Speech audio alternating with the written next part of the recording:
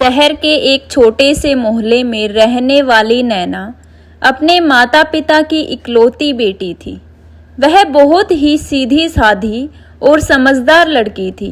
नैना के पिता एक छोटी सी दुकान चलाते थे और उन्होंने अपनी बेटी को बड़े प्यार से पाला था।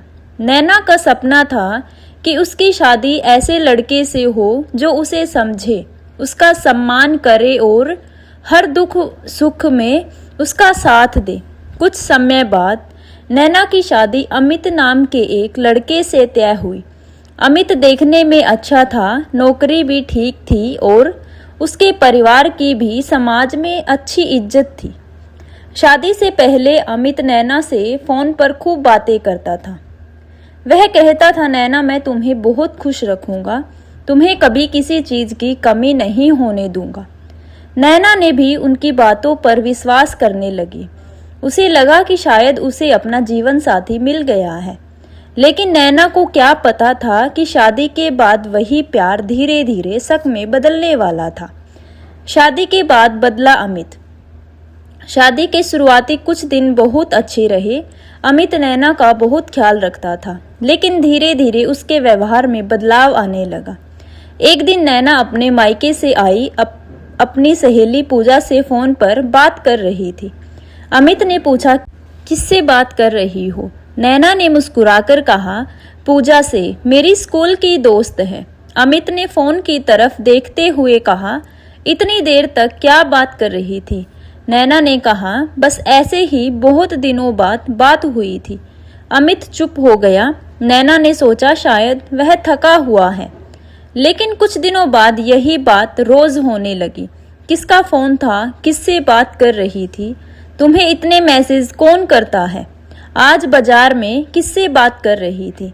नैना हर सवाल का जवाब देती, फिर भी अमित को संतुष्टि नहीं होती। एक दिन नैना के फोन पर उसके चचेरे भाई रोहित का फोन आया। रोहित ने अपनी माँ के बारे में कुछ जरूरी बात पूछने के लिए फोन किया था।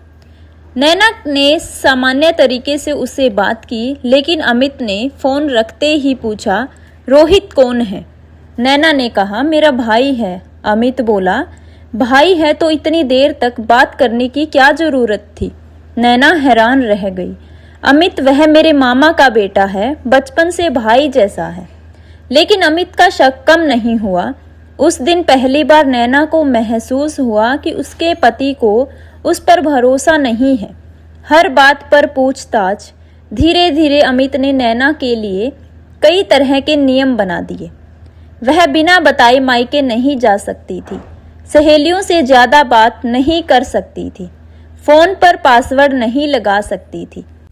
बाजार में किसी जान पहचान वाले से बात करने पर भी अमित सवाल करने लगता। एक दिन नैना की पड़ोसन रीमा घर आई। दोनों रसोई में बैठकर बातें कर रही थी। अमित ऑफिस से लौटा तो उसने पूछा, रीमा यहाँ क्यों आई थी? नैना ने कहा, बस मिलने आई थी। अमित ने तुरंत कहा, तुम्हें हर किसी से दोस्ती करने की क्या जरूरत है? नैना की आंखों में आंसू आ गए। उसने धीरे से कहा, अमित मैं आपकी पत्नी हूँ, आप मुझ पर भरोसा क्यों नहीं करते? अमित ने जवाब दिया, मैं तुमसे बहुत प्यार करता हूँ, इसलिए तुम्हें लेकर सावधान रहता हूँ। नैना चुप हो गई। उसे लगा शायद सच में अमित का प्यार ही उसे इतना परेशान कर रहा है। लेकिन वह नहीं जानती थी कि प्यार और शक में बहुत बड़ा अंतर होता है। नैना का संसार छोटा होता गया। समय बीतता गया। नैना ने अपनी सहेलियों से बात करना कम कर दिया, मायके फोन करना कम कर दिया, किसी रिश्तेदार के घर जाना बंद कर दिया। वह हर समय यह सोचती रहती कि कहीं उसकी कोई बात अमित को गलत ना लग जाए। धीरे धीरे वह पहले जैसी खुश रहने वाली लड़की नहीं रही। उसकी माँ फोन करती तो नैना कहती, माँ मैं ठीक हूँ। माँ पूछती, बेटा तू पहले जैसे खुश क्यों नहीं लगती? नैना मुस्कुराकर कहती, कुछ नहीं माँ, बस घर के काम ज्यादा हैं। वह अपनी माँ को दुख नहीं देना चाहती थी। एक दिन अमित ने हद कर दी। एक शाम नैना अपनी माँ से फोन पर बात कर रही थी। उसकी माँ ने कहा, बेटा रविवार को घर आ जाना, बहुत याद आ रही है। नैना ने कहा, ठीक है माँ। तभी अमित कमरे में आया। उसने फोन की तरफ देखा और पूछा, मायके जाने की बात हो रही है? नैना ने कहा, हाँ, माँ बुला रही है। अमित बोला, अभी नहीं जाना। नैना ने हैरानी से पूछा, क्यों? बस मेरा मन नहीं है। नैना ने पहली बार थोड़ा दुखी होकर कहा, अमित, शादी के बाद भी मैं अपनी माँ से मिलने नहीं जा सकती क्या? अमित गुस्से में बोला, मुझे पता है तुम्हें मायके जाने के बहाने कितने लोगों से मिलना होता है। यह सुनकर नैना के पैरों तले जमीन खिसक गई। जिस पति पर उसने अपना पूरा जीवन भरोसा करके सौंप दिया था, वही उसके चरित्र पर शक कर रहा था। नैना रोते हुए बोली, आपने आज मेरे सम्मान को चोट पहुंचाई है। अमित ने कोई जवाब नहीं दिया। मायके वालों को सच्चाई पता चली। कुछ दिनों बाद नैना के पिता अचानक अपनी बेटी से मिलने उसके ससुराल आए। उन्होंने बेटी के चेहरे की उदासी देख ली। पिता ने पूछा, बेटा क्या हुआ है?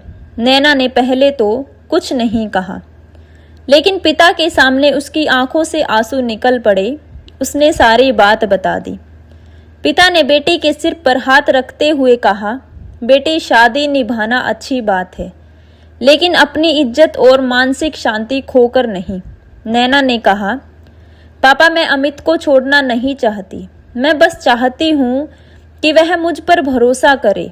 पिता ने कहा, अगर वह तुम्हें सच में प्यार करता है तो उसे अपनी गलती समझनी होगी। शक ने रिश्ते को खोखला कर दिया। अमित का शक दिन ब दिन बढ़ता गया। एक दिन नैना के फोन पर उसके ऑफिस की एक महिला सहकर्मी का फोन आया। वह अमित को एक जरूरी दस्तावेज के बारे में बताना चाहती थी। अमित ने फोन देखा और नैना से पूछा, ये कौन है? नैना ने कहा, मेरे ऑफिस की सहकर्मी है। अमित बोला, तुम्हारे फोन पर इसका नंबर क्यों है? नैना ने समझाया, क्योंकि काम से जुड़ा है। लेकिन अमित ने उसकी एक बात नहीं मानी। उस दिन दोनों के बीच बहुत बड़ा झगड़ा हुआ। नैना ने रोते हुए कहा, अमित, अगर आपको मुझ पर भरोसा ही नहीं है तो आपने मुझसे शादी क्यों की? अमित के पास इस सवाल का कोई जवाब नहीं था। नैना ने लिया बड़ा फैसला। उस रात नैना ने बहुत सोच विचार किया। उसने फैसला किया कि अब वह अमित के सामने चुप नहीं रहेगी। अगली सुबह उसने अमित से कहा, मैं इस घर को तोड़ना नहीं चाहती। मैं आपका साथ देना चाहती हूँ, लेकिन मैं हर दिन शक के साथ नहीं जी सकती। अमित चुप रहा। नैना ने कहा, अगर आपको मुझसे कोई परेशानी है तो मुझे बात कीजिए, लेकिन हर बात पर शक करना बंद करना होगा। अमित फिर भी कुछ नहीं बोला। नैना कुछ दिनों के लिए अपने मायके चली गई। अमित को अकेलापन का एहसास हुआ। नैना के जाने के बाद घर बिल्कुल शांत हो गया। अमित को पहली बार महसूस हुआ कि उसने अपनी पत्नी के साथ क्या किया था। सुबह चाय बनाकर देने वाली कोई नहीं थी। ऑफिस से लौटने पर घर में इंतजार करने वाला कोई नहीं था। लेकिन उसे सबसे ज्यादा याद आती थी नेहा की वह मुस्कान जो उसके शक ने धीरे धीरे उससे छीन ली थी। एक दिन अमित को नैना की पुरानी डायरी मिली। उसमें नैना की शादी के कुछ महीनों बाद लिखा था, मैं चाहती हूँ कि मेरा पति मेरा सबसे अच्छा दोस्त बने। मैं चाहती हूँ कि वह मुझ पर विश्वास करे। मैं उसके साथ पूरी जिंदगी हंसते हुए बिताना चाहती हूँ। यह पढ़कर अमित की आंखें नम हो गई। उसे एहसास हुआ कि जिससे वह प्यार समझ रहा था वह असल में उसका डर और असुरक्षा थी। अमित पहुंचा नैना के घर। अगले दिन अमित नैना के मायके पहुंचा। नैना कमरे में बैठी थी। अमित उसके सामने जाकर चुपचाप बैठ गया। कुछ देर तक दोनों के बीच खामोशी रही। फिर अमित ने कहा, नैना, मुझे माफ कर दो। नैना ने उसकी तरफ देखा। अमित बोला, मैंने तुम्हें पत्नी समझकर प्यार नहीं किया था। मैंने तुम्हें अपनी संपत्ति समझ लिया था। हर समय डरता रहा कि कहीं तुम मुझे छोड़ ना दो। इसी डर में मैंने तुम्हारी जिंदगी मुश्किल कर दी। नैना की आंखों से आंसू निकल आए।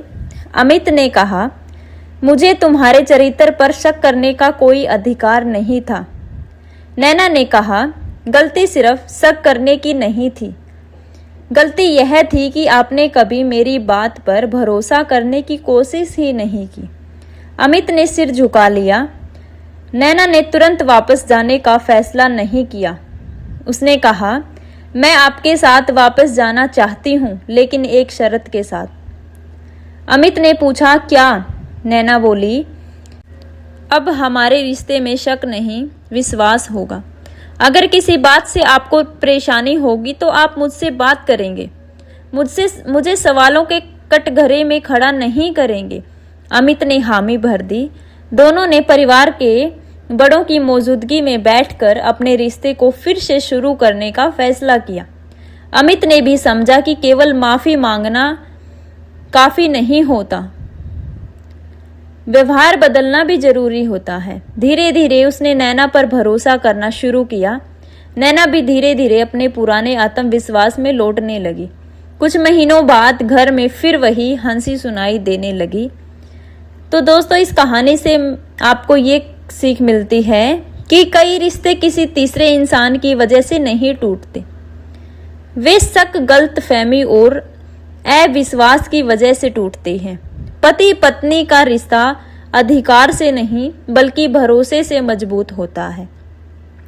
अगर किसी रिश्ते में बार बार शक पैदा हो रहा हो तो चुप रहने के बजाय शांत होकर बात करनी चाहिए और जरूरत पड़े तो परिवार के भरोसेमंद लोगों या किसी योग्य सलाहकार की मदद लेनी चाहिए, क्योंकि जिस रिश्ते में हर सवाल का जवाब देना पड़े वहां इंसान धीरे धीरे थक जाता है, और जिस रिश्ते में बिना पूछे भरोसा किया जाए वहां प्यार खुद ब खुद बढ़ता जाता है। नैना की जिंदगी बर्बाद होने से बच गई क्योंकि उसने समय रहते अपनी बात रखी और अमित ने अपनी गलती स्वीकार कर ली। लेकिन हर रिश्ते को दूसरा मौका मिले यह जरूरी नहीं है, इसलिए अपनी जीवन साथी को खोने से पहले उसके दिल की बात समझिए। शक से रिश्ता कैद बन जाता है और विश्वास से वही रिश्ता जिंदगी की सबसे खूबसूरत जगह बन जाता है। तो दोस्तों, आपको ये कहानी कैसी लगी कमेंट करके जरूर बताना। अच्छी लगी हो तो शेयर कर देना और चैनल को सब्सक्राइब कर लेना।